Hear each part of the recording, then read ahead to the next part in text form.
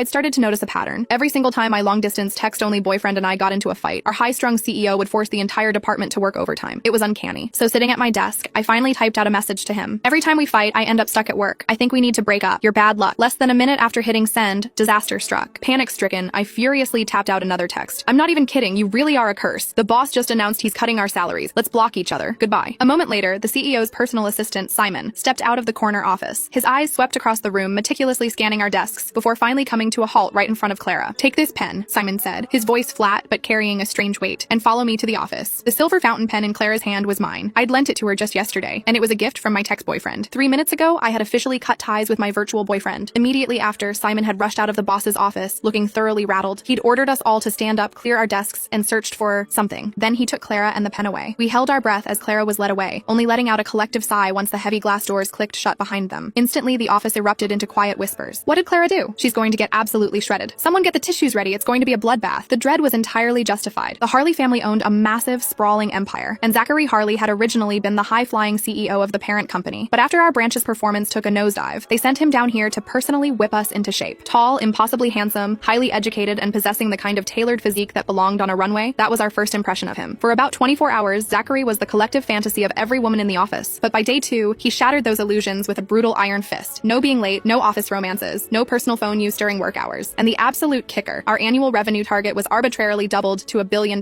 For context, we had barely scraped 500 million the year before. He was ruthless, treating performance metrics like a matter of life and death, moving through the office like a flawlessly programmed, unfeeling machine. People went into his office with forced smiles and came out in tears. If you did well, he expected better. If you fell short, he tore you to shreds without a second thought. He was our resident Grim Reaper. Under the crushing weight of this daily anxiety, I had turned to a coping mechanism, a secret online relationship. It had started as a complete accident. My cousin had gotten a new number, and when I went to add him on WhatsApp, I mistyped a digit. Surprisingly, the stranger on the other end accepted my request anyway. Assuming it was my cousin, I immediately fired off a barrage of random texts. The only response I got was a single question mark. Pissed off, I snapped back. What is your problem? Want to fight? Keep it up and see what happens. The stranger replied with another silent. A prickle of unease set in. I tapped on his profile picture and scrolled down. It was completely blank. No status updates, no photos, nothing like my cousin, who posted every single detail of his mundane life. My stomach sank. Oh God. Cringing, I typed, I am so incredibly sorry. Wrong number. Can I buy you a coffee to make up for it? I sent him a quick Venmo of $5. He immediately sent back 50. Intriguing. I decided I liked him already. After a few more exchanges, I realized there was something uniquely captivating about him. Despite never having met, we fit together with an ease that felt almost predestined. We didn't share names, photos, or occupations. We were looking for a connection of the mind, a sanctuary from our real lives. Eventually, we drifted into a relationship.